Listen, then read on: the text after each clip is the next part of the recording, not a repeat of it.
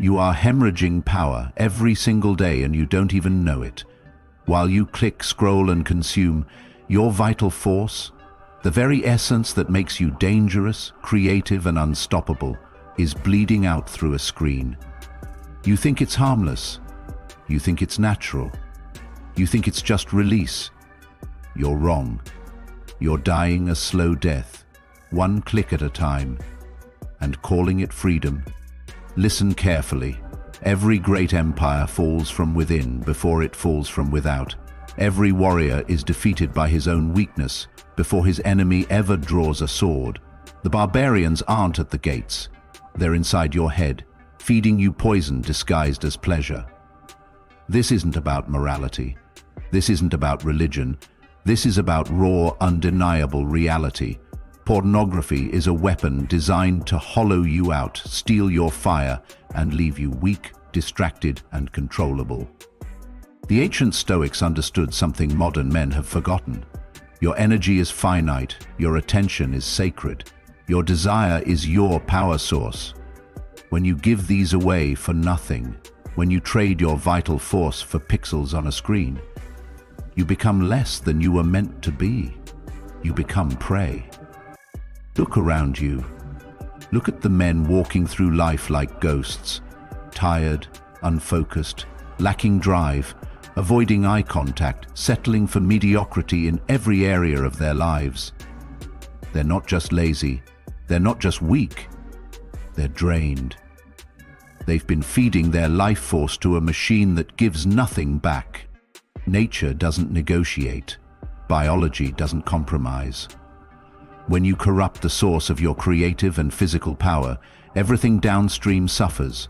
Your confidence crumbles, your discipline weakens, your relationships fail, your goals fade. You become a shadow of what you could have been. But you're not dead yet. And if you're listening to this, something inside you still remembers what it means to be dangerous. Something inside you is ready to reclaim what was stolen. Good, because this isn't a gentle path. This is war. And in war you cut off whatever is killing you, no matter how much it hurts. Principle 1. Recognize the enemy. Here's your first hard truth. The enemy isn't just the content. The enemy is your inability to see clearly. You've been told that pornography is normal, that everyone does it, that it's healthy expression. These are lies designed to keep you weak. A warrior sees through deception. Marcus Aurelius wrote, "The best revenge is not to be like your enemy. Your enemy wants you distracted, depleted, and dependent. Your enemy wants you to mistake simulation for reality, fantasy for fulfillment." Every time you choose the screen over the real world, you're giving your enemy exactly what he wants. Stop lying to yourself about what this does to you. Stop pretending it doesn't affect your energy, your relationships, your ability to focus on what matters. A Stoic faces reality without flinching. The reality is this: you cannot serve two masters. You cannot build something great while simultaneously tearing down your foundation. Epictetus was a slave who became one of history's greatest philosophers because he learnt to distinguish between what was in his control and what wasn't. You cannot control the existence of pornography. You cannot control its availability, but you can control whether you engage with it. That control is your freedom. That control is your power. Guard your fortress.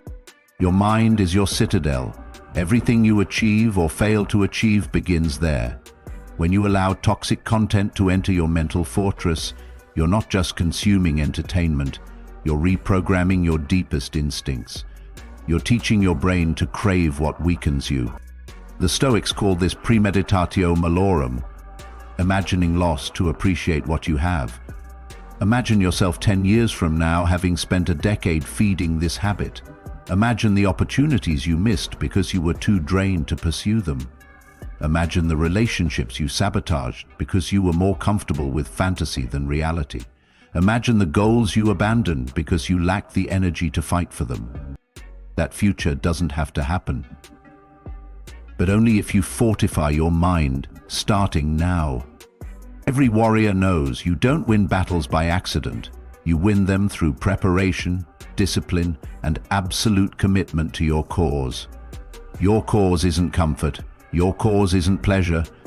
Your cause is becoming the man you were designed to be. Set your defenses. Remove access. Block websites. Delete apps. Change your environment. A Stoic doesn't rely on willpower alone. He creates systems that support his values, make it harder to fail than to succeed. Channel your fire. Here's what they don't want you to understand. Sexual energy isn't just about sex. It's creative energy. It's life force. It's the fuel for everything great you'll ever build. When you waste it on screens, you're not just missing out on physical pleasure, you're squandering the raw power that could transform your entire existence. The ancient warriors, philosophers, and builders understood this. They channeled their vital energy into conquest, creation, and excellence.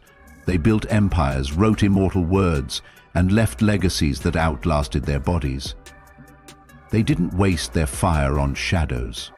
Seneca wrote, "It is not that we have so little time, but that we waste so much of it." You've been wasting more than time. You've been wasting your essence. But waste can be stopped. Energy can be redirected. Fire can be focused. Channel that energy into your work, into your body, into your relationships, into your mission.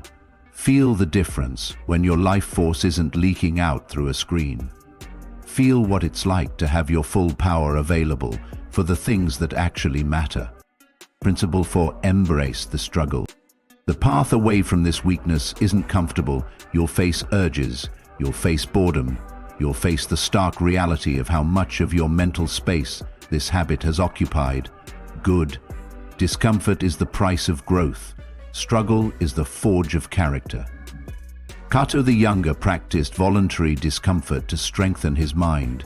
He walked barefoot in winter, went without clothing in heat, and trained his body to endure hardship. Not because he enjoyed suffering, but because he understood that comfort makes men weak. When the urge hits, don't run from it. Don't distract yourself. Face it directly. Observe it like a scientist studying a specimen. Notice how it rises and falls. Notice how powerless it actually is when you don't feed it. Notice how your strength grows every time you choose discipline over impulse. This isn't about perfection. This isn't about never falling.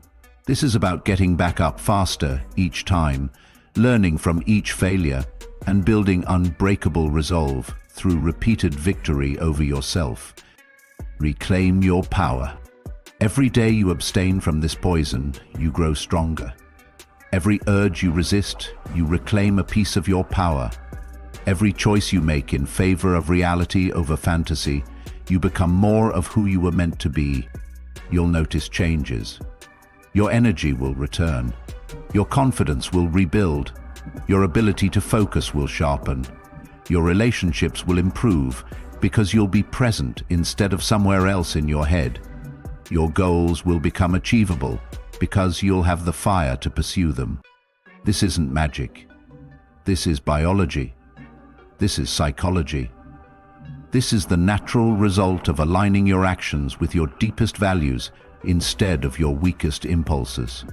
The Stoics believed in preferred indifference, things that are generally better to have than not have, but don't determine your character. Sexual health is a preferred indifferent. Character is what matters, and character is built through choices like this one. You have a choice to make right now. You can close this video, go back to your old patterns and continue the slow bleed of your potential. Or you can draw a line in the sand and say, "No more. I refuse to trade my power for pleasure. I refuse to remain weak when I could be strong." The world needs strong men. It needs men who can focus, men who can build, men who can create instead of just consume. It needs men who understand that true freedom isn't the ability to indulge every impulse. It's the power to choose your response to every situation. Your ancestors conquered continents with less information, fewer resources, and harder circumstances than you face today. They didn't have the luxury of giving up their vital energy to screens. They channeled every ounce of their power into survival, creation, and legacy. You have that same fire in you. Stop feeding it to machines that give nothing back. Cut off what's killing you. Guard what makes you strong. Channel your power toward what matters. Hit like if this video challenged you. Subscribe if you're ready for more hard truths. But most importantly, turn off the screen and get back to building the life you were meant to live. Your power belongs to you. Take it back.